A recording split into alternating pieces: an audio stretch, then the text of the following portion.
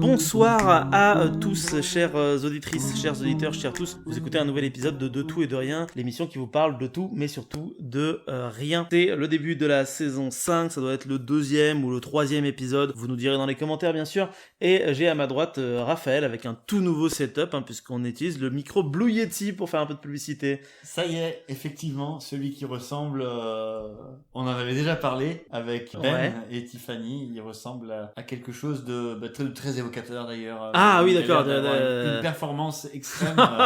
J'espère qu'on nous entendra parfaitement bien grâce à lui. On croise les doigts. Et on a avec nous aussi Léopold. Comment ça va, Léopold, aujourd'hui ? Ça va, merci bien. C'est fantastique. Écoutez, c'est vrai que c'est un épisode qui est un peu particulier parce que je crois que je suis le seul à avoir une chronique de préparer aujourd'hui. Je me trompe ? Alors oui. Oui, je me trompe ? Non, d'accord, ok. Je veux dire que j'ai plus pensé effectivement à un débat, quelque chose. Ouais. Puisque j'ai pas eu le temps de réaliser, mais je n'ai pas fait mes devoirs. T'as pas eu le temps de faire tes projets, c'est ça ? Mais c'est pas grave, ce sera pour la prochaine fois parce que c'est que le début. Il va y avoir encore plein d'autres épisodes, au moins une petite vingtaine comme chaque année. Et Léopold, est-ce que toi t'as un petit débat ou un petit truc comme ça en réserve dans les cartons ? Sinon, c'est pas grave. Les cartons sont vides. Les cartons sont vides. Comme tu as dit, c'est que le début, on trouvera bien des choses à faire. On trouvera bien des choses à faire. Et du coup, est-ce que tu veux commencer avec ton débat, Raph ? Oui. Comme ça, je vous embête pas tout de suite avec ma chronique. Aucun problème. Tu nous embêtes jamais, on apprend beaucoup de choses. C'est vrai ? C'est incroyable, merci beaucoup. Tout à l'heure, j'étais en train de me dire, on a toutes et tous été plus jeunes, notamment, je sais pas si vous est arrivé de jouer à des jeux, que ce soit sur les premières consoles, les premières Game Boy, etc. Mais je me suis fait la réflexion tout à l'heure en me disant, mais c'est vrai qu'il y a deux types de jeux et que aujourd'hui, on est plus sur le deuxième type que le premier, je vais les détailler. Le premier type de jeu que j'imagine, c'est celui, vous savez, où vous avez déjà toutes et tous, j'imagine, fait un jeu où vous avez la possibilité de le recommencer. On appellerait ça des parties. On fait plusieurs parties, on s'amuse avec des amis, de la famille. Et en gros, c'est un jeu qui se termine jamais.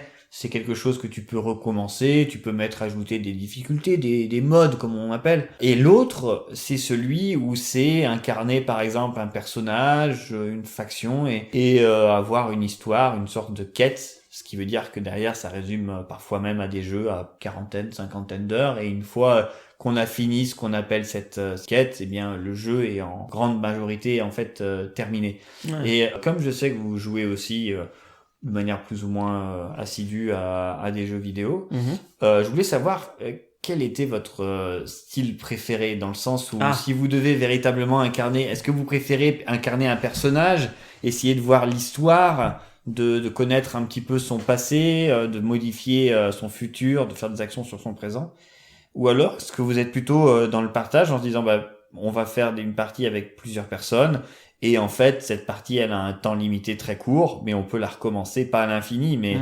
ça permettrait en fait de voir si je sais pas si vous avez une préférence entre ces deux types de jeux, parce que je fais un exemple tout bête, mais cette année il y a un certain nombre de jeux qui sont en lice pour incarner ce qu'on appelle le Game of the Year, le jeu de l'année. Et dans une majorité aujourd'hui, j'ai l'impression en fait que c'est surtout un personnage, une histoire qu'on incarne à l'image de ceux qui sans doute vont gagner cette palme, ça va pas. Baldur's Gate par exemple, ou en début d'année on avait Hogwarts Legacy, où on est vraiment sur la représentation d'une personne qui fait une action, c'est une quête.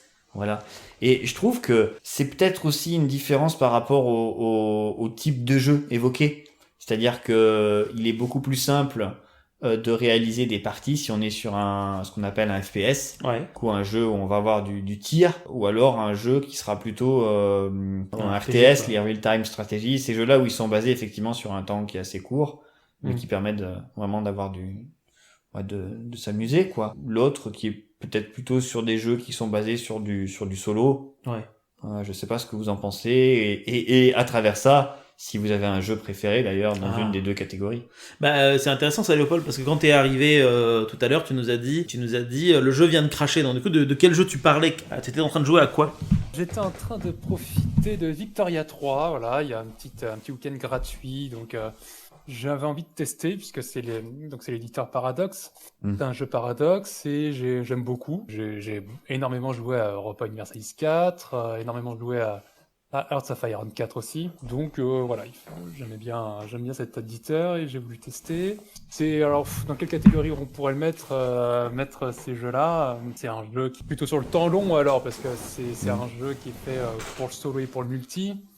Les gens, là, ça dépend beaucoup des personnes. Hein. Il y a des personnes qui adorent le multi sur ces jeux-là, qui trouvent que le solo, c'est de l'hérésie, et puis t'as le contraire.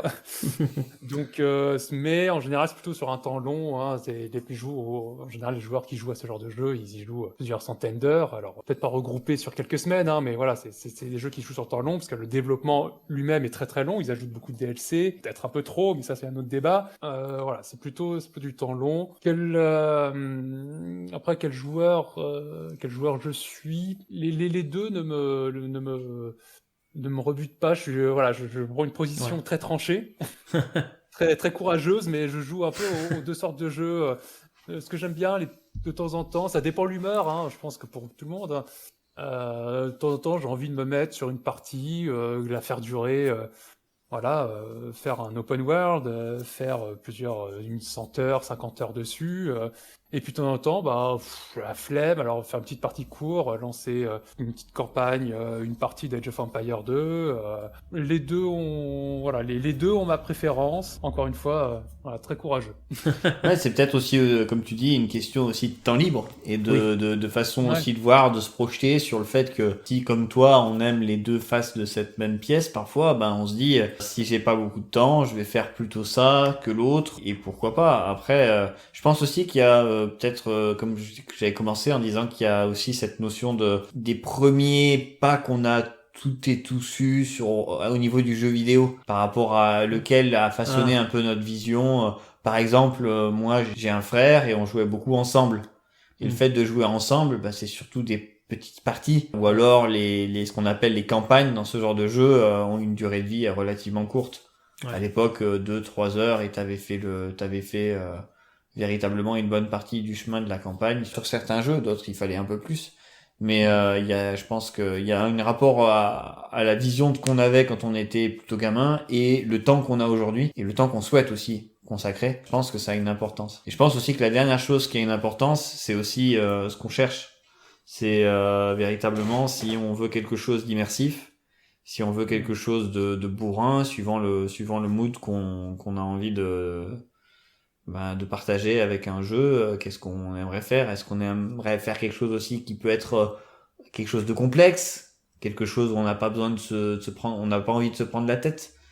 Donc il y a aussi ça. C'est pour ça qu'en fait, je pense que la bonne réponse, s'il y en a une, je pense que la majorité des gens répondraient quand même un peu les deux. C'est-à-dire que c'est comme je disais, c'est un peu les deux faces d'une même pièce. Je pense que tout le monde a essayé les deux et c'est intéressant de voir qu'il y a pas mal de différences. Personnellement, je préférerais plutôt des parties.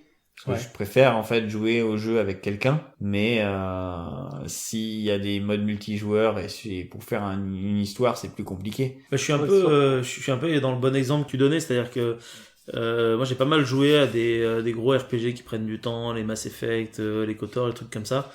Et c'est vrai que depuis que j'ai une activité salariée et que en plus je fais les podcasts à côté, j'ai beaucoup moins de temps pour faire des jeux vidéo, à tel point que je fais pratiquement plus du tout de jeux vidéo. Et donc du coup quand j'en fais, je vais plutôt me tourner vers des parties rapides et courtes que je fais plutôt faire du coup avec des amis, pour que le jeu vidéo devienne aussi un moment de sociabilité avec des gens que je vois pas forcément souvent. Donc c'est vrai qu'il y a plein de jeux auxquels j'aurais envie de jouer qui durent des plombes, je pense notamment à Red Dead Redemption ou The Witcher ou même Skyrim, auxquels j'ai jamais touché et auxquels je toucherai probablement jamais maintenant. Je pense que je fais un peu le deuil parce que justement manque de temps. C'est pas que ça manque d'envie, ça manque de temps.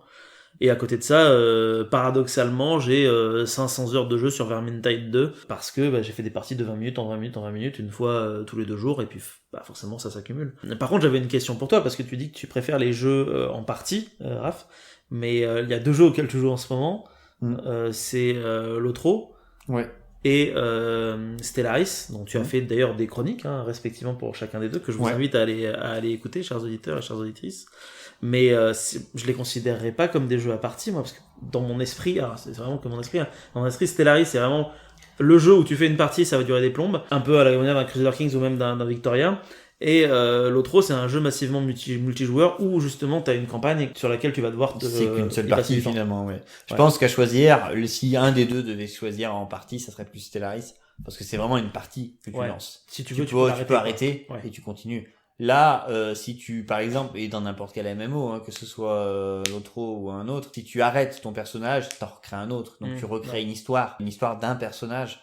Donc je pense que ce qui fait que ça m'attire aussi vers le côté un petit peu histoire d'un MMO, c'est toujours ce côté convivial, c'est-à-dire que je peux jouer avec d'autres personnes. J'ai beaucoup moins d'attrait sur un jeu où je serais seul et en fait où je prendrais pas de plaisir à partager ce que je vois. Tu vois, par exemple, un truc tout bête, mais un jeu qui a l'air vachement cool et qui a l'air vachement bien fait, etc. C'est Jedi Fallen Order.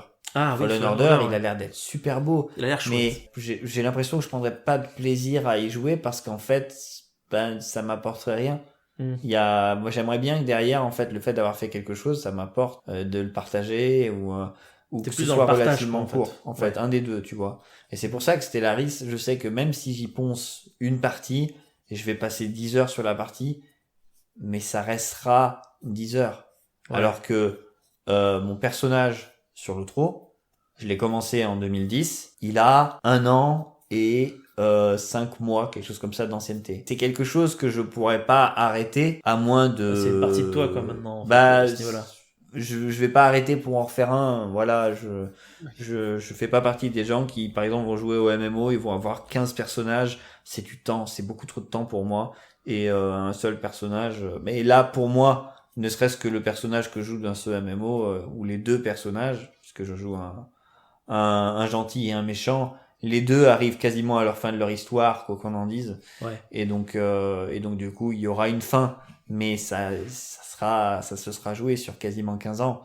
Et donc là, on peut parler de temps long extrême. Ouais. Donc j'aurais tendance à dire que... Et un temps long que tu partages avec d'autres personnes, parce que tu fais des relations aussi sur ce jeu, donc... Oui, mais par exemple, je passais 6-7 heures parfois par jour quand j'étais à la fac. Ouais. Aujourd'hui, comme toi, effectivement, la vie d'adulte m'a rattrapé. Et ce qui fait que si on doit faire une proportion, aujourd'hui c'est beaucoup plus maintenant les jeux à partie, que ce soit Age of Empires, que ce soit Stellaris, ou que ce soit Magic, finalement, parce que j'y joue aussi pas mal ces derniers temps. Magic, ouais. Ça reste quelque chose de partie et c'est des choses qui peuvent être arrêtées et recommencer plus tard en faisant une pause au milieu sans que ce soit gênant pour l'esprit ou quoi que ce soit. T'es un peu d'accord avec ça, Léo, du coup ? Oui, non, pas grand chose à ajouter, hein. Ça dépend beaucoup du temps qu'on a, du temps qu'on y accorde. Voilà, qu'on lui accorde. Le travail fait que on n'a plus nos emplois du temps d'étudiants, donc on y passe moins de temps. Il y a une époque, j'ai l'impression que c'est un peu moins vrai maintenant, mais dans les jeux vidéo aussi, où on calculait la qualité d'un jeu vidéo au nombre d'heures qu'on pouvait passer dessus. Tel jeu, on y passait la campagne solo. Enfin, on parlait beaucoup des Call of Duty. Et j'en parle parce que c'est ce que je suivais quand j'étais jeune. Me tapez pas dessus. J'étais jeune et influençable. Mais voilà, on disait cette campagne dure que 6 heures, c'est nul. Voilà, mais bon. Alors que Dieu sait que les Call of, il y en a certains moi, qui m'ont marqué vraiment beaucoup. On en parlera peut-être après. Pareil. Moi, Modern Warfare 2. C'est typiquement celui-là que j'avais en tête. Pas le récent, celui de quand on était jeune. Sur le multijoueur, j'y ai passé des centaines d'heures. Hein. J'étais au lycée, c'était voilà. Ouais. Mais bon, c'est voilà. Je pense que encore une fois, tout est affaire de compromis. C'est pas parce qu'un jeu a peu d'heures à proposer qu'il va être mauvais et inversement. Un jeu, par exemple, moi, en ce moment, je trouve que les Far Cry, c'est devenu trop dilué pour que ça m'attire. J'adorais ça jusqu'à Far Cry 4, vraiment, j'adorais ça. Maintenant, je trouve que trop grand, on s'ennuie dedans, on fait des quêtes qui n'ont aucun sens, on ramasse des tas de collectifs. C'est un peu la même chose pour les Assassin's Creed, quoi. C'est devenu un peu des parodies d'eux-mêmes, quoi. C'est ça, je suis un peu d'accord. Alors, je vais pas faire des amis, là. En ce moment, je me suis relancé un peu Odyssey et Odyssey, c'est un bon Assassin's Creed, mais je trouve que la carte est trop grande, quoi. J'utilise quasiment que du voyage rapide parce que c'est ultra chiant. Voilà, donc je trouve que on devrait penser à faire des jeux plus compacts, plus percutants, afin de passer même si c'est que quelques heures en tout, mais passer quelques heures vraiment percutantes. Ouais, c'est un truc qui soit vraiment marquant en fait, quoi. Voilà, je pense à un petit jeu, enfin petit, pas forcément petit, mais qui s'appelle Vanquish, Ouais. où voilà, c'est un jeu de tir à la troisième personne. Ça dure, un peu comme une campagne de Call of Duty, c'est 6-7 heures, mais c'est ultra, c'est dopé. Tu tires pendant 6 heures et à la fin, quand le jeu n'a plus rien à dire, bah il se termine. Voilà. Et typiquement, pour moi, c'est un très bon jeu parce que tu passes quelques temps dessus, tu passes un bon temps, c'est cohérent et ça rallonge pas la sauce. Ouais, je suis assez d'accord avec ça. Il y a des jeux qui m'ont marqué, notamment Bioshock 3, que j'avais vraiment beaucoup apprécié, parce que je me suis pris une grosse claque, mais le jeu il doit durer quoi, 8-10 heures, quelque chose comme ça, tout au plus, mais il n'y a pas besoin justement de plus, l'histoire elle se tient, c'est ok, c'est un jeu couloir, hein, c'est-à-dire que t'avances, tu tires, mais il n'y a pas besoin de faire un monde ouvert avec des possibilités infinies d'activités à faire, quoi. Alors c'est sympa, hein, des fois, mais ça peut être trop. Ça peut être trop. Je pense notamment à. J'aime beaucoup GTA 5, hein, j'ai pas mal joué en online. Mais c'est vrai qu'à partir du moment où tu peux faire trop de trucs, comme par exemple faire du vélo, tu le fais une fois, c'était marrant, mais tu vas pas le refaire à chaque fois, quoi. Donc bon. Après, le scénario de GTA 3, de GTA 5 il est très très bien, hein, mais c'était l'exemple qui m'est venu en tête en ce moment, quoi. Bah en fait, aujourd'hui, ce qu'on a ce qu'on doit peser dans la balance, en fait, alors certes, pour nous, jeunes adultes, Oui. c'est le temps. Est-ce qu'on a 50 heures à mettre dans n'importe quel jeu? C'est Enfin, ça. dans un open world, ou voilà. C'est ça qu'il faut peser, quoi. En fait, il faut réussir à choisir correctement son jeu. En soi, je trouve que d'ailleurs, je l'ai pas encore acheté, mais j'aimerais bien le faire un jour quand même. J'ai ouï dire que Baldur's Gate 3 était quand même un jeu qui était marquant dans le sens où déjà il est sorti en étant fini, donc ce qui est quand même assez rare pour être souligné aujourd'hui dans les années 2020. Mais surtout, il a une qualité graphique et de réalisation aussi en termes de cinématique qui sort du lot. À tel point que j'ai cité Maxime, et du coup vous pouvez aller voir ses chroniques, c'est chouette, qui me disait que il était à tel point réussi que les développeurs classiques type Ubisoft, etc., s'étaient plaints que à cause de ça, ils allaient devoir essayer de se mettre au niveau. Ce qui montre bien qu'il y a un problème, parce qu'en fait, c'était à eux de se mettre à un autre niveau que juste simplement refaire le même jeu systématiquement. Un peu comme quand Free est arrivé sur le marché pour la téléphonie.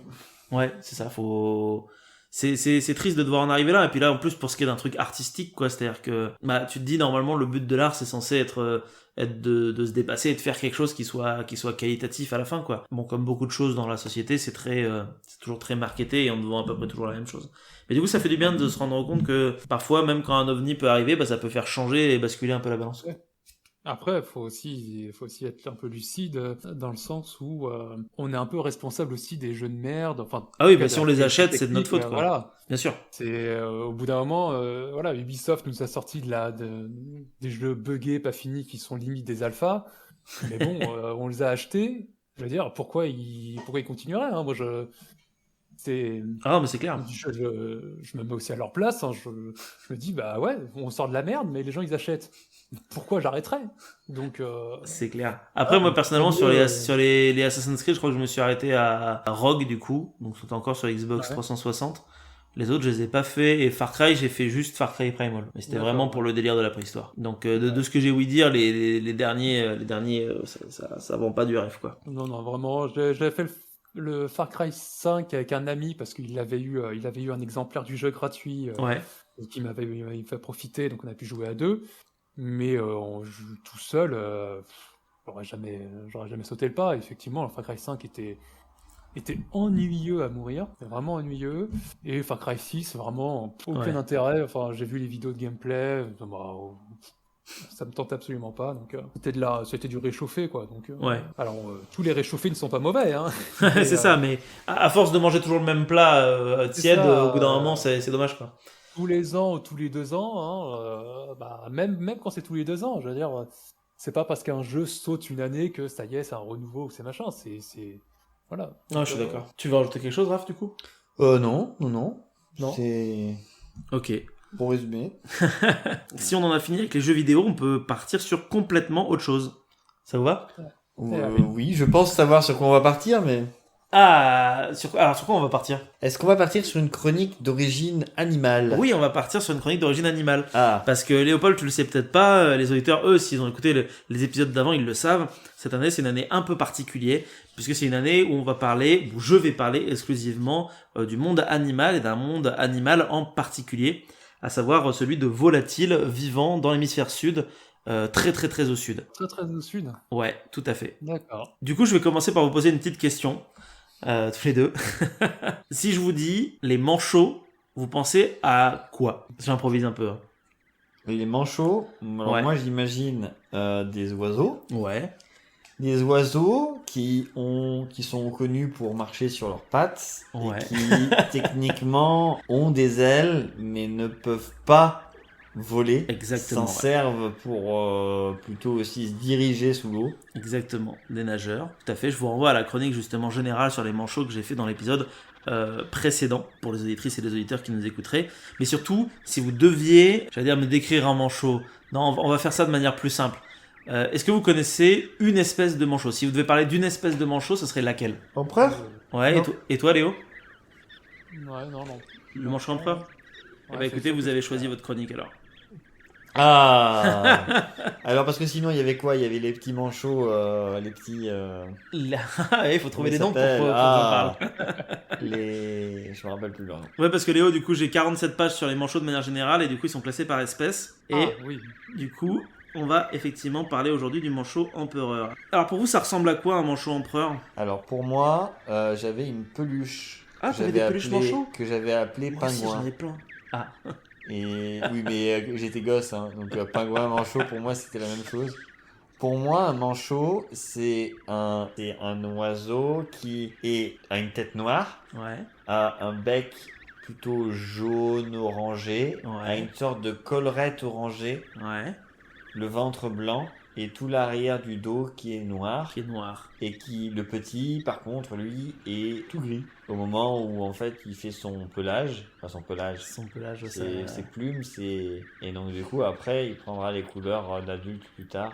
C'est exactement ça. Alors, enfin, exactement ça. Oui et non, le manchot empereur, c'est plus jaune que Jaune. orange, parce que celui qui est orange, c'est plutôt le manchot royal, mais ça n'est pas l'heure. Pour le moment, on va parler du manchot empereur. Le manchot empereur, rapidement pour la description, donc c'est à peu près ce que tu nous as décrit. Sachez qu'il a les yeux marrons, sa taille varie entre 100 et 130 cm. Donc, c'est le plus grand manchot qui existe à l'heure actuelle sur la surface de la planète. C'est aussi le plus gros du coup puisqu'il a une masse de 25 à 41 kilos. Il a un bec de 8 cm et des ailes de 36 cm. Donc il n'a pas forcément des très très grandes ailes non plus par rapport à son corps. Donc le manchot empereur ou Apténodite forsteri est le plus grand des manchots comme je le disais.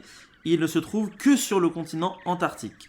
Les conditions climatiques y sont les plus dures sur Terre et aucun autre animal ne vit dans un tel environnement. En plus, il s'y reproduit pendant l'hiver de l'Antarctique, donc l'été chez nous en fait. Pour rappel, l'hémisphère sud, c'est toujours l'inverse, donc vous étonnez pas, chers auditrices, chers auditeurs, quand vous avez l'impression que je dis n'importe quoi, c'est simplement que c'est un effet miroir. Le corps du coup du manchot empereur, c'est donc adapté pour résister à des températures atteignant moins 62 degrés. Le manchot empereur s'isole du froid en grande partie grâce à 4 couches de plumes en forme d'écailles d'une épaisseur totale de 12 mm. Ce serait alors 85% de leur pouvoir isolant. Le reste est dû à la couche de graisse, il y a plein de gras à un manchot. Les plumes ont également une forme coudée au point d'attache dans la peau pour les maintenir. Le manchot empereur ne mue qu'une seule fois par an et contrairement aux autres espèces de manchots, les plumes restent accrochées aux anciennes tant qu'elles n'ont pas atteint leur taille définitive. Donc c'est un peu comme un arbre d'automne dont les feuilles ne se détacheraient pas. Vous avez vu, c'est la C'est beauté beau. de la métaphore que je viens d'inventer à l'instant. D'autres détails anatomiques montrent leur adaptation à un climat froid. Comparativement à leur taille et aux autres espèces, ils ont un petit bec et de petits ailerons, c'est ce que je vous disais tout à l'heure. Une cavité nasale récupérant une majorité de chaleur émise et perdue lors de l'expiration. Donc ils crachent l'air et en fait avec leur nez ils vont quand même réabsorber du coup la chaleur, c'est quand même vachement chouette. Les artères et les veines sont rapprochées pour minimiser les échanges thermiques aux extrémités. Le sang qui revient est réchauffé par le sang qui provient des extrémités, donc c'est une espèce de cycle. Les ongles des pieds longs et durs permettent de tenir sur la glace. Sachez que le premier œuf de manchot empereur fut trouvé sur de la glace flottant en 1840 par l'expédition de James Clark Ross. Wilson le vit dans un musée, ne l'identifia qu'en 1905. Il découvrit également la première colonie de manchots empereurs en 1902 au Cap Crozier. En 1911, pendant l'hiver, il partit à la recherche d'œufs avec 2 autres explorateurs, Bowers et Shari-Garrard. C'était la première expédition hivernale en Antarctique qui est relatée dans l'ouvrage The Worst Journey in the World, la pire journée dans le monde. Je m'étonne. L'Antarctique au 19e siècle, ça devait pas être très funky, je pense. Le naturaliste J.R. Forster accompagnait le capitaine Cook sur le HMS Resolution en 1772 et 1775, et il fut un des premiers à décrire en fait les manchots empereurs. Du coup, en hommage, le nom scientifique Forsteri fut donné alors au manchot empereur. C'est ça que c'est son nom latin entre guillemets. Donc, comme tu l'as dit tout à l'heure, le manchot empereur possède en fait un dos noir, mais avec une subtilité, c'est un peu bleu-gris. La tête et le manteau sont noirs également, le ventre est blanc, la partie supérieure du ventre est blanc-jaune, il a une petite tache légèrement orangée à proximité de chaque oreille. On suppose que les taches et les marques du poussin permettent de les rendre plus visibles sur la glace et la neige. C'est important car les manchots empereurs n'ont pas de nid, et oui, ils peuvent retrouver leurs petits. La taille des plumes atteint 8 cm. Donc, comme je le disais, on peut l'observer partout sur le continent antarctique. À l'exception d'un endroit, pour le moment, c'est la péninsule antarctique. Donc, c'est l'espèce de pointe qui est située sur le continent. Je ne sais plus exactement où, parce que là, j'ai en tête une carte. Terre d'Élie ? Non, pas la Terre Adélie. Terre Adélie, justement, il y a les Adélie, mais il y a aussi les empereurs. La colonie la plus importante de manchots empereurs serait Carré Adaré, à l'entrée de la mer de Ross. Certaines estimations avancent qu'il y a 250 000 couples lors de la période de reproduction. La population est estimée à environ 200 000 couples, mais les chiffres varient de 135 000 à 400 000 couples. On pourrait donc y voir une forme de stabilité. Cependant, entre 2022 et 2023, 4 des 5 colonies de manchots empereurs en observation par des scientifiques humains ont vu 100% de leurs poussins disparaître. Les facteurs en cause, à votre avis? Réchauffement ? Ah, ouais. Quoi d'autre? La chasse, La chasse, ouais, la surpêche, effectivement. prédateur naturel. Prédateurs naturels, alors non, parce que justement, ils sont naturels. Les humains, en fait, c'est à peu près tout de notre faute. Parce que le réchauffement global de la Terre provoquerait une fonte des glaces, donc une diminution des sites de reproduction, ça c'est de notre faute. La surpêche entraîne alors moins de nourriture pour les manchots, ça aussi c'est de notre faute. Le trou dans la couche d'ozone augmente aussi la quantité d'ultraviolet, ce qui peut être dangereux pour les manchots, donc c'est aussi notre faute.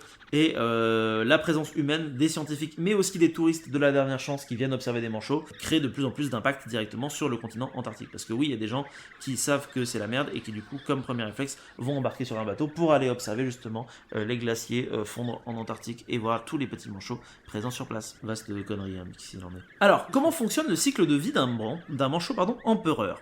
On compte une 50aine de colonies réparties tout autour de l'Antarctique, le plus souvent sur la banquise. Les manchots arrivent en mars quand la glace est suffisamment solide pour résister au poids de ces oiseaux. Ils se suivent en longues colonnes de marche à pied, parfois sur plusieurs milliers d'individus, avec une moyenne de 1,4 km/h sans arrêter pendant près de 24 heures. Les sites de rencontre sont souvent entre les banquises ou les rochers pour être à l'abri du vent. Contrairement au manchot royal, l'empereur n'est pas territorial. Une parade amoureuse va alors commencer entre les mâles et les femelles. Ils vont notamment retenir les chants de leurs partenaires pour se retrouver après la ponte, parmi les milliers d'individus de la colonie. À la mi-mai, un seul œuf est pondu. En comparant au poids de l'adulte, ce serait le plus petit œuf chez les oiseaux. La femelle transfère l'œuf sur les pieds d'un mâle, un moment qui est très délicat, puis elle part se nourrir en mer. Si les adultes venaient à laisser glisser l'œuf hors des pieds, par un geste maladroit lors du transfert, ou une perte d'équilibre, un mouvement de panique, eh bien l'œuf se retrouverait à même la glace, il gèlerait alors rapidement. Ensuite il se craquellerait et resterait sur la glace, pour finalement tomber au fond de la mer lors de la fonte des glaces. Il est possible d'ailleurs, encore aujourd'hui, de récolter les œufs abandonnés sur des classes dérivantes, avant la fonte. Les manchots empereurs ne font pas de nid, comme je le disais. Le mâle va en fait couver l'œuf sur le dessus de ses pieds pour éviter tout contact avec la neige et la glace. L'œuf est alors couvé de 62 à 67 jours. C'est long. C'est-à-dire que vous devez garder votre œuf sur vos 2 papates pendant plus de 60 jours. Et si l'œuf tombe, c'est fini, le bébé est mort. Et vous n'avez qu'un seul œuf. Assez hardcore quand même comme condition, je trouve. Puisqu'en plus, c'est l'hiver antarctique, donc c'est long, sombre et glacial. Les températures peuvent descendre jusqu'à moins 62 degrés Celsius. Les vents peuvent atteindre 200 km/h et la nuit est du coup quasi permanente. Dans de telles conditions, le manchot empereur parvient toutefois à maintenir l'œuf à une température d'environ 31 degrés Celsius. Ouais, parce que c'est la température quasiment du leur corps. Exactement. En fait, ils vont aussi se rassembler en petits groupes serrés, qu'on appelle des tortues, pour éviter une trop forte déperdition de chaleur et se protéger du vent. La température au centre peut parfois atteindre 38 degrés. Les mâles vont en fait alterner leur position entre le centre du cercle et l'extérieur. C'est ce qu'on appelle un comportement thermosocial. On se rend compte alors qu'il y a une vraie solidarité chez les manchots empereurs.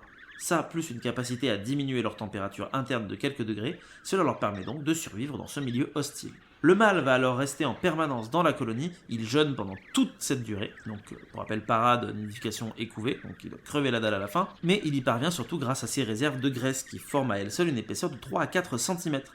Mais il peut perdre jusqu'à 45% de son poids. À l'éclosion, qui a eu lieu vers la mi-juillet, le poussin est quasiment nu, sans plumes, avec une tête noire et 2 taches blanches autour des yeux. Normalement, si tout se passe bien, si elle s'est pas fait dévorer par un phoque, la femelle revient tout juste avant l'éclosion. Si jamais le poussin est éclos avant le retour de la femelle, le mâle, malgré son jeûne, va déjà s'en occuper et le nourrir grâce à une sécrétion œsophagienne, appelée lait de manchot. Ça permet au poussin de survivre et de grandir pendant une durée maximale de 2 semaines. Seule cette espèce de manchot a cette particularité. Au retour de la femelle, de toute façon, après avoir transmis le poisson, le mâle peut à son tour se rendre en mer pour une durée moyenne de 24 jours afin de se nourrir, de récupérer sa perte pondérale. Cette transmission de poussin ne prend qu'une dizaine de secondes, mais comme je vous le disais, ça peut s'avérer mortel si elle dure plus longtemps. Le poussin, j'avais pas donné le nombre, mais le poussin gèle en moins de 2 minutes s'il est abandonné sur la banquise. D'après certaines études, les manchots empereurs peuvent plonger jusqu'à 434 mètres de profondeur et jusqu'à 264 km au loin de la colonie.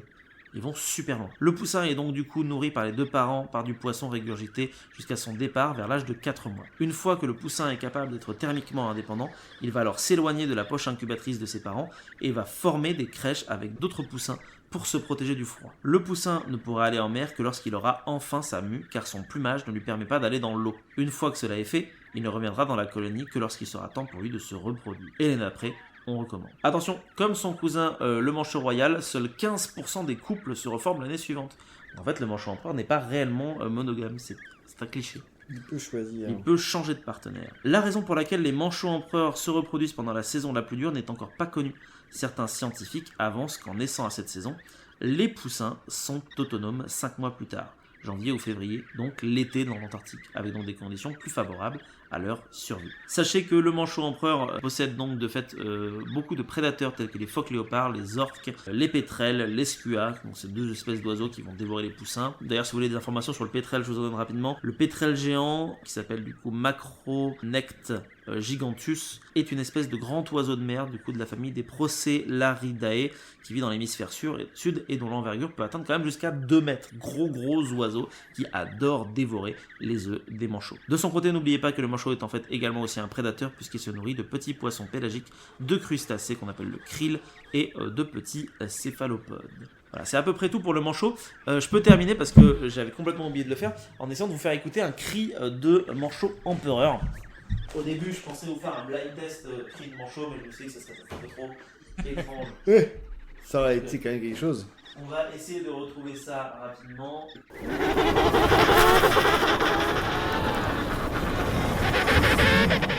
Il fait vraiment une espèce de cri de mouette, en fait, comme ça. C'est un peu particulier. Alors, je suis désolé, Léo, t'as pas dû entendre, je pense, ça a pas dû passer dans le Discord.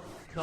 Mais pour les auditeurs, je vous rassure, tout ça sera fait par moi-même en montage. Donc voilà pour le manchot empereur. Est-ce que vous avez appris des trucs du coup sur le manchot empereur, qui est là, le manchot finalement le plus connu, je pense, du monde, puisque c'est celui qu'on voit notamment dans le film La Marche de l'Empereur. C'est exactement ce que j'allais dire. Je l'ai connu comme ça. C'est en 2009, 2008, quelque chose comme ça, ouais. Ouais, voilà, le film est très chouette. Le film est très sympa. J'avais été le voir au cinéma avec ma famille. Et oui, j'ai connu comme ça. J'ai connu aussi la parodie publicitaire, bien sûr, que tout le monde connaît. Hein. La Marche de l'Empereur. C'est une parodie publicitaire ? D'accord. Tu l'as jamais vue ? Non. Je t'invite à la regarder. C'est une série de publicités sur des films racontés par des gens à une personne qui ne l'a jamais vu et qui s'imagine absolument pas du tout le bon film. Ok, d'accord, je regarderai ça. Et toi, Léopold, du coup, t'as appris 2-3 petits trucs sur le manchot empereur ? Ah bah, à part l'image qu'on en a, je connaissais pas grand chose du manchot, donc c'est chose faite maintenant. C'est chose faite. Et puis sachez que c'était qu'une espèce sur les 17 autres espèces qui existent hormis lui, donc d'ailleurs on bouffait du manchot. J'espère que ça vous passionne autant que moi. Mais écoute, je vais faire chier tout le monde avec ça, je suis désolé, mais je trouve ça assez passionnant, surtout la capacité, la résilience que l'animal a à survivre dans un milieu qui est extrêmement hostile. C'est quand même le seul animal à vivre en Antarctique, quoi. Le mot qui me vient, c'est ça me trouve le cul. C'est peut-être pas forcément un bon terme, mais je trouve ça assez fabuleux. fabuleux, pas quoi. d'ours, de... Ah non, l'ours, de toute façon, C'est de c'est l'autre côté, en c'est le Arctique, nord. c'est le nord. C'est-à-dire que dans les colonies, bah, vous avez les pétrels quand même qui mangent les œufs, mais c'est quand même un animal qui vient spontanément se reproduire en hiver, en Antarctique, là au moment où il fait le plus froid. C'est un truc qui est assez dingue, et même les autres manchots ne font pas ça. C'est le seul à faire ça. Parce que vous allez vous rendre compte que dans plusieurs chroniques, je vais en parler, il y a beaucoup d'espèces de manchots qui sont en fait, qui vivent dans des températures qui sont bonnes en fait, tempérées. Tous les manchots qui vivent en Amérique du Sud et en Afrique ou même en Australie. Nous, on pense toujours aux manchots empereurs qui vivent dans le froid glacial. Et en fait, la plupart d'entre eux vivent dans des régions tranquilles. Enfin bref, je m'égare, D'accord. car ce sera pour une prochaine fois. Mais sa population n'est pas en danger, parce que tu nous as dit que les 100% des poussins... Ah si, sa population est complètement en danger. Hein. C'est-à-dire que là, c'est aussi pour cette raison que je fais ces chroniques-là. Hein. Mais parce que les espèces de manchots sont, la plupart d'entre elles, en danger. Hein. Notamment le manchot empereur, c'est nouveau, ça date de cette année. Mais c'est quelque chose qui est très compliqué parce que on ne sait pas vraiment comment les faire survivre, puisque la surpêche cause des gros problèmes, le réchauffement climatique. Là, en 2024, c'est le retour de El Niño, qui est un espèce de courant chaud qui arrive, on ne sait pas d'où réellement, et qui a tendance à tuer tous les manchots sur son passage. Il y a beaucoup de gros problèmes, et qui inquiète beaucoup les scientifiques, mais aussi qui les inquiète vis-à-vis d'un fait qui est assez intéressant, c'est que en fait les manchots de manière générale, pas forcément l'empereur, hein, plutôt les manchots côtiers des côtes proches des côtes humaines, on utilise le guano pour créer l'azote qui vont servir à nos récoltes. En fait. Donc du coup, si les manchots décèdent, ça veut dire que vous avez quand même, je crois, je ne dis pas de bêtises, mais près de 90 à 95% de la production d'azote mondiale qui va disparaître. Ah d'accord. Voilà. Ok. Donc en fait c'est alarmant d'un point de vue écologique, mais c'est aussi alarmant d'un point de vue de l'humanité en fait, parce que ça veut dire que ça peut potentiellement avoir des conséquences sur notre mode de vie et sur les récoltes que nous on fournit pour nourrir la totalité de l'humanité. Donc il y a beaucoup de choses qui se jouent à ce niveau-là, dont on parle jamais. C'est d'ailleurs quelque chose que je trouve assez frustrant, c'est que quand on regarde des documentaires, et j'en ai regardé plein du coup pour ces chroniques, le manchot est quand même toujours présenté comme l'animal rigolo, c'est genre haha regardez, il est marrant, il vit dans la glace, c'est cool, c'est trop mignon. Alors oui c'est trop mignon, mais rarement on va parler du fait qu'il est en train de crever. C'est pas quelque chose qui se vend vendeur. en fait, qui est très vendeur. Autant sur l'ours blanc et les phoques, on est tous là à faire oh le pauvre bébé phoque il meurt de chaud sur la banquise.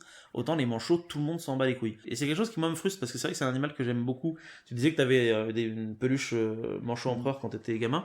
Moi j'en avais plein.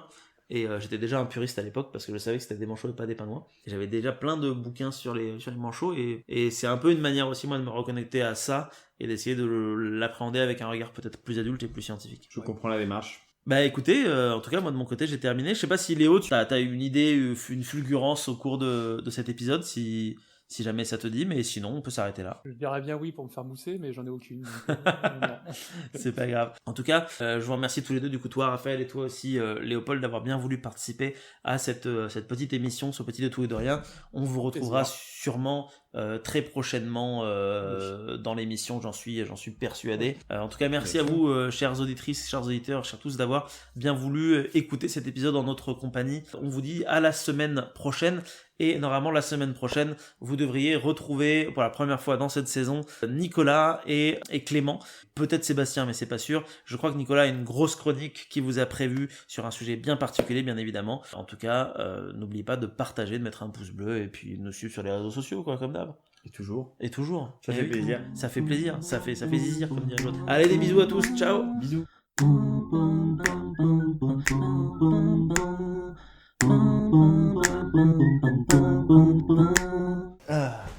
Je vous invite à aller voir sur YouTube si vous voulez vraiment avoir un petit fou rire.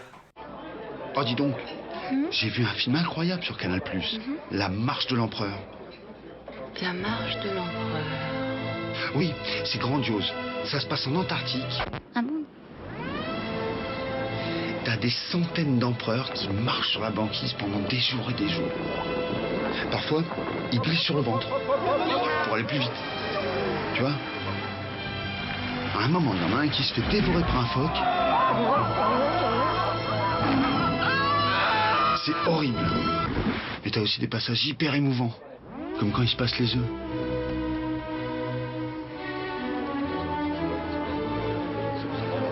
Non, parce qu'avant, ils s'étaient tous accouplés. Pendant des heures.